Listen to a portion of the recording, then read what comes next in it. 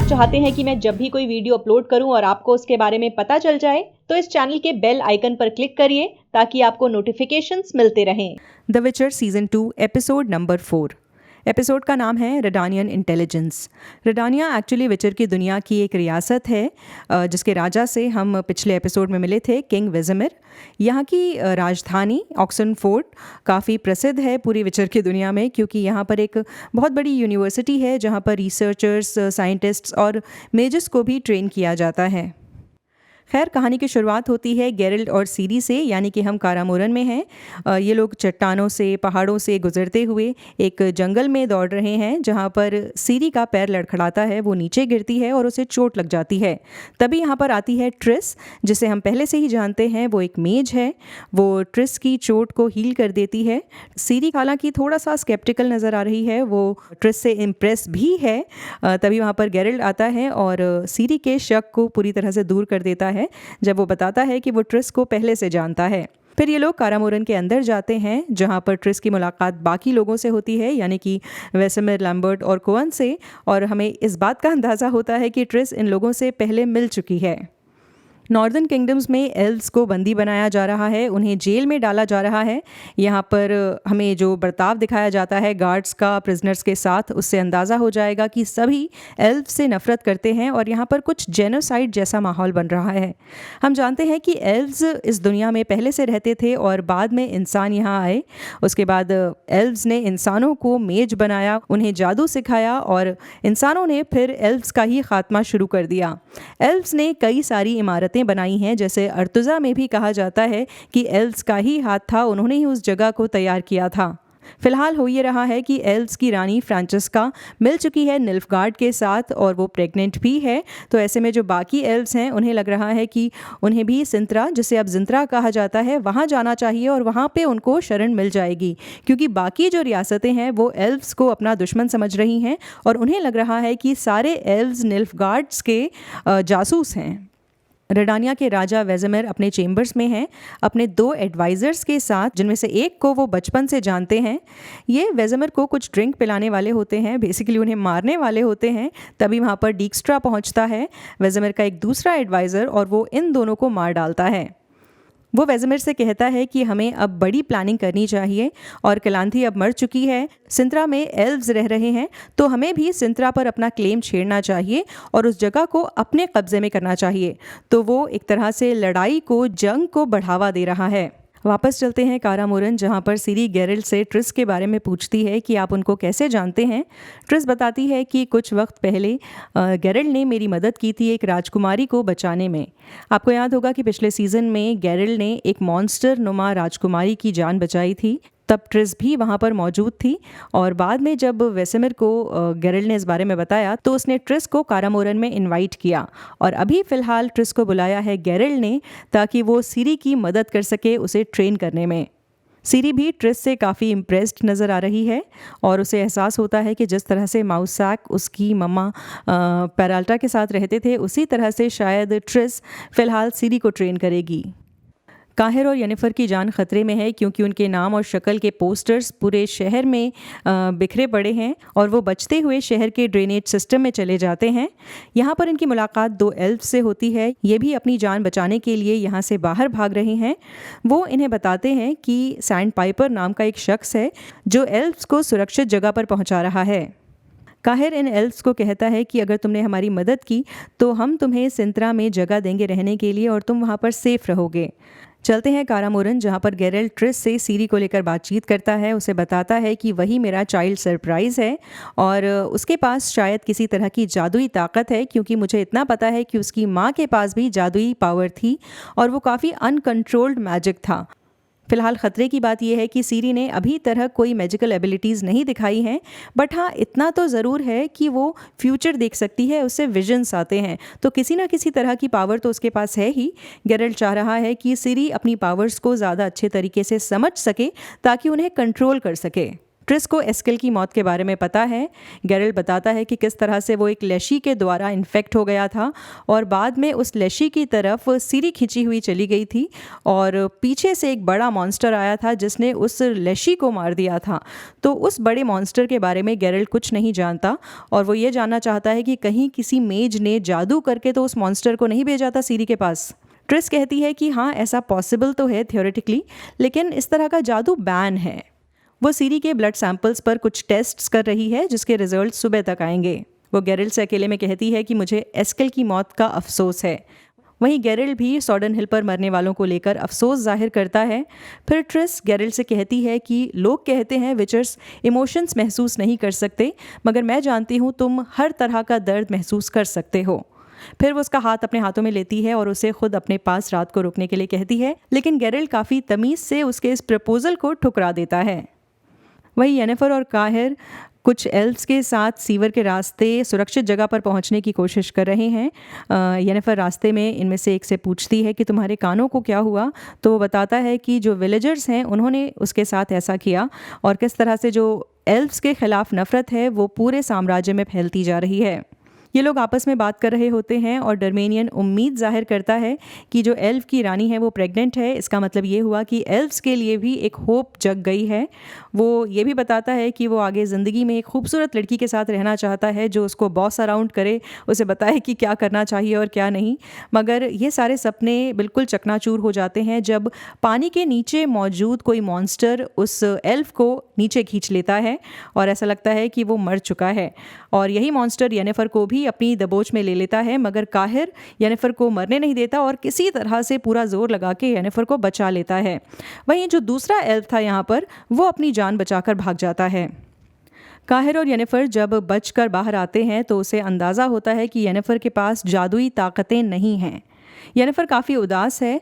इस पर काहिर उसे कहता है कि उस रात सॉर्डन हिल पर मैंने देखा था कि तुमने अपने कितने ख़तरनाक जादू का इस्तेमाल किया था और मैंने ऐसी चीज़ ज़िंदगी में पहले कभी नहीं देखी। वो ये भी कहता है कि अब तुमने अपना जादू खो दिया है तो हो सकता है तुम्हारा इस पूरी लड़ाई में कोई बड़ा पर्पस हो। तो येनिफर चिढ़ जाती है, कहती है कि मुझे तुम्हारी ये जो रिक्रूटमेंट की स्पीच है ना वाइट फ्लेम के लिए, ये मुझे नहीं चाहिए। फ्रिंजला मुझे पहले ही कोशिश कर चुकी है कन्वर्ट करने की, बट इसका मुझ पर कोई असर नहीं होने वाला। काहिर का कहना है कि हम वाइट फ्लेम को इसलिए मानते हैं क्योंकि उन्होंने पहले हमें सर्व किया और अब हम उन्हें सर्व कर रहे हैं। बेसिकली उसकी जो श्रद्धा है वो बिल्कुल मजबूत है और वो अपनी जगह से नहीं हिलने वाली।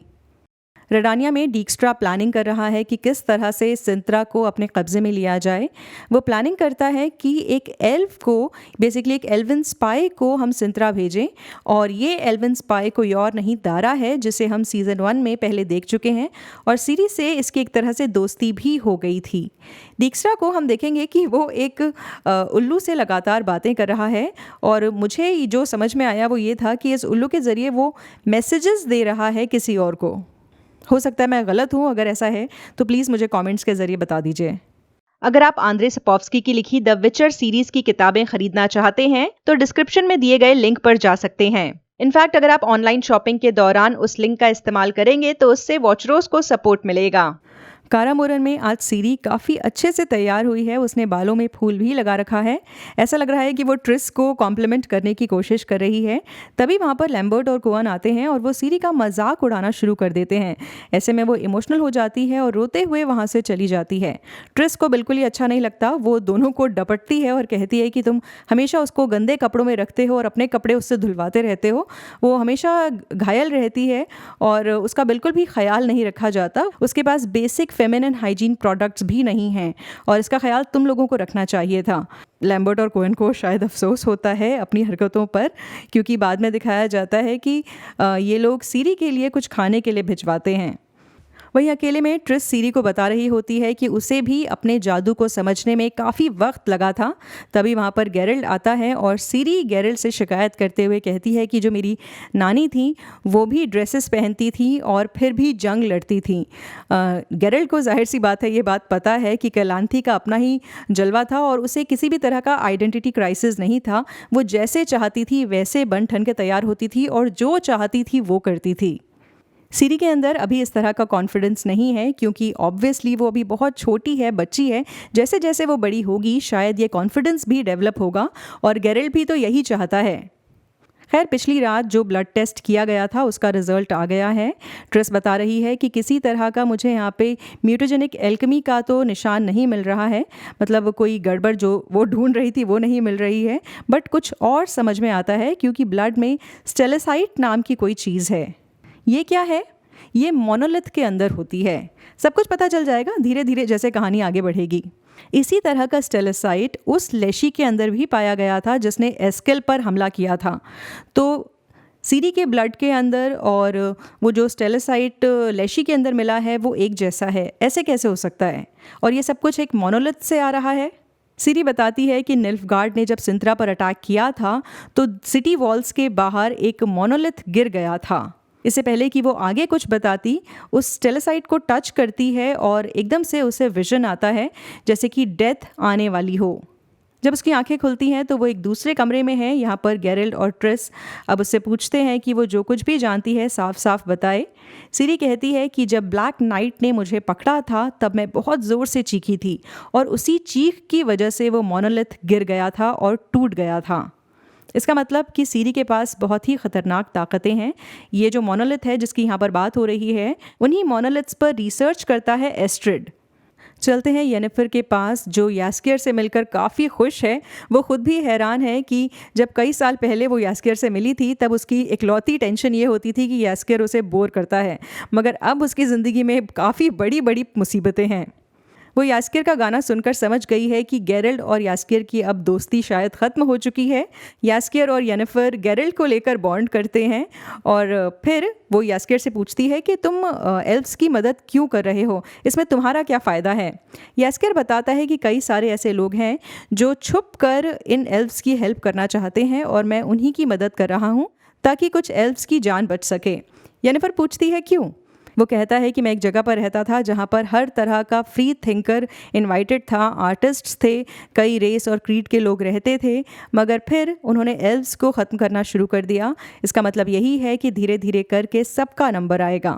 तभी वहाँ पर काहिर आता है और येनिफर बताती है कि वो काहिर के साथ सिंत्रा जाना चाहती है जिसमें यास्कियर उनकी हेल्प करे। गेरल्ट तैयारी कर रहा है सिंत्रा जाने की ताकि उसके बाहर मौजूद मोनोलिथ पर रिसर्च कर सके। वहाँ पर ट्रिस आती है और उसे कुछ पोशंस देती है। गेरल्ट उसे कहता है कि पिछली रात मैंने जो तुम्हारा ऑफ़र ठुकराया उसके पीछे वजह यह है कि तुम मेरे लिए काफ़ी वैल्यूएबल हो और तुम काफ़ी दर्द में हो, इस बात को मैं समझता हूँ। बेसिकली वो एग्जैक्टली ये लाइन नहीं बोलता बट कहने का मतलब यही है घूम फिर के। ट्रिस भी उसे कहती है कि मैं भी तुम्हारे दर्द की तरफ अट्रैक्टेड हूँ और मैं कुछ महसूस करना चाह रही थी। मेरी लाइफ में काफ़ी कुछ बुरा हुआ है पिछले दिनों और शायद इस वजह से मैं भी काफ़ी गलेबल थी। घुमा फिर कर बात वही हो रही है, आप समझ ही रहे होंगे। दोनों एक दूसरे को कह रहे हैं कि अच्छा ठीक है, फ्रेंड जोन ही ठीक है हमारे लिए। फिर वेसेमिर गेरल्ट से मिलता है और उसे कहता है कि तुमने तो कहा था कि तुम सिंत्रा दोबारा कभी नहीं जाओगे, मगर अब इन्हें जाना पड़ रहा है सीरी को प्रोटेक्ट करने के लिए सिंत्रा की तरफ। ट्रिस गेरल्ट को कहती है कि मेरा एक दोस्त है जो मोनोलिथ्स की पढ़ाई करता है, मैं पोर्टल के ज़रिए तुम्हें उसके पास भेज सकती हूँ। वो अभी सिंत्रा में ही है। नज़र आ जाता है कि गेरल्ट को पोर्टल्स के थ्रू ट्रैवल करने में मज़ा नहीं आता, मगर शायद वक्त बचाने के लिए वो इस काम के लिए राज़ी हो जाता है। जब वो एस्ट्रिड के पास पहुंचता है तो एस्ट्रिड थोड़ा हैरान होता है। भाई एस्ट्रिड को पहले से बता देना चाहिए था ना ट्रिस को कि मैं अपने किसी दोस्त को यहाँ से तुम्हारे पास भेज रही हूँ। वो परेशान होता है मगर गेरल्ट किसी तरह का कोई एक्शन नहीं लेता और चुपचाप अपनी जगह पर बैठ जाता है, जिससे एस्ट्रिड को भी अंदाज़ा होता है कि शायद सिर्फ कोई मिलने आया है। तो सैंड पाइपर उर्फ यास्कियर एल्व्स को बचाता कैसे है, हमें प्लान नज़र आता है। वो एक गार्ड के पास जाता है जो बोट के पास खड़ा हुआ है और ज़ोर ज़ोर से गाना गाने लगता है। तो गार्ड उससे पूछता है कि अरे मैं तो तुम्हें जानता हूँ, तुम वही हो ना जो वो मशहूर गाने बनाता है? तो यास्कियर कहता है हाँ मैं वही हूँ।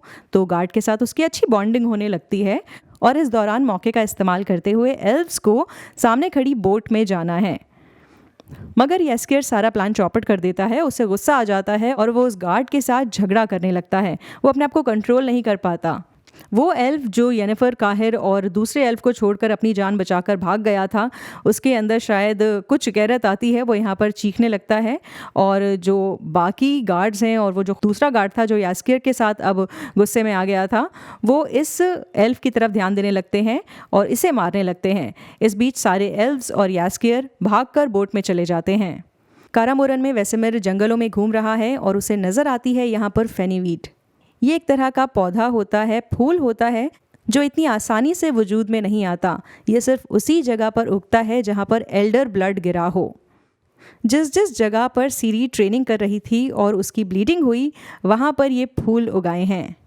माना जाता है कि इस पूरे कॉन्टिनेंट से सालों पहले ही एल्डर ब्लड का विनाश किया जा चुका है और उस ब्लड लाइन का कोई भी इंसान अब जिंदा नहीं बचा है। विचर्स को बनाने के लिए एल्डर ब्लड का भी इस्तेमाल होता था और जो भी इंग्रेडिएंट्स तैयार होते थे उसमें फेनीवीड एक की इंग्रेडिएंट होता था।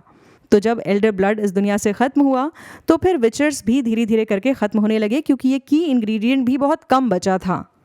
कारामोरन पर हुए हमले के बारे में कई बार बात हो चुकी है। इनफैक्ट एक एनिमेटेड सीरीज़ भी बनी है जो कारामोरन पर हुए हमले पर आधारित है। आप देखना चाहें तो देख सकते हैं।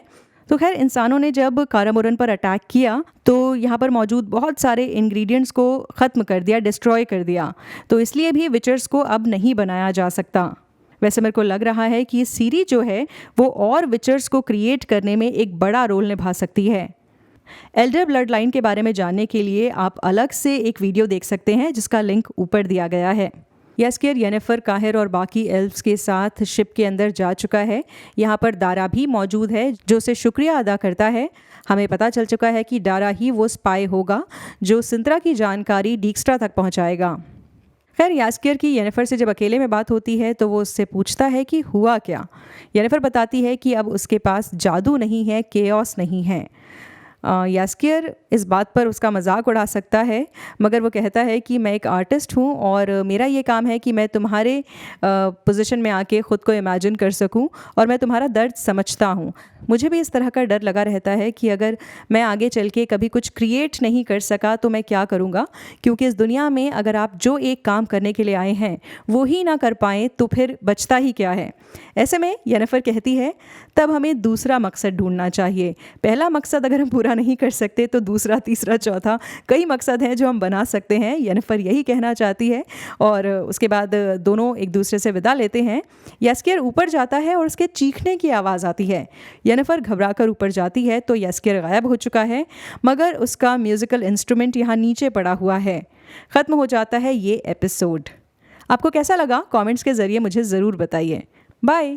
वॉचरोज को सपोर्ट करने के लिए आप डिस्क्रिप्शन में दिए गए लिंक को यूज करें। आप जब भी ऑनलाइन शॉपिंग करें मेरे दिए गए लिंक के जरिए शॉपिंग साइट पर जाएं। आपको ज्यादा कुछ नहीं करना, बस Amazon की वेबसाइट या ऐप को डायरेक्टली ना खोलें, मेरे दिए गए लिंक के जरिए ओपन करें। इस लिंक के थ्रू आप जब भी शॉपिंग करेंगे तो उससे मुझे कमीशन मिलेगा। आपके सपोर्ट से मैं अपने चैनल के लिए फुल टाइम काम कर सकूंगी और दूसरा काम नहीं करना पड़ेगा, जिसका मतलब यह हुआ ज्यादा वीडियोस।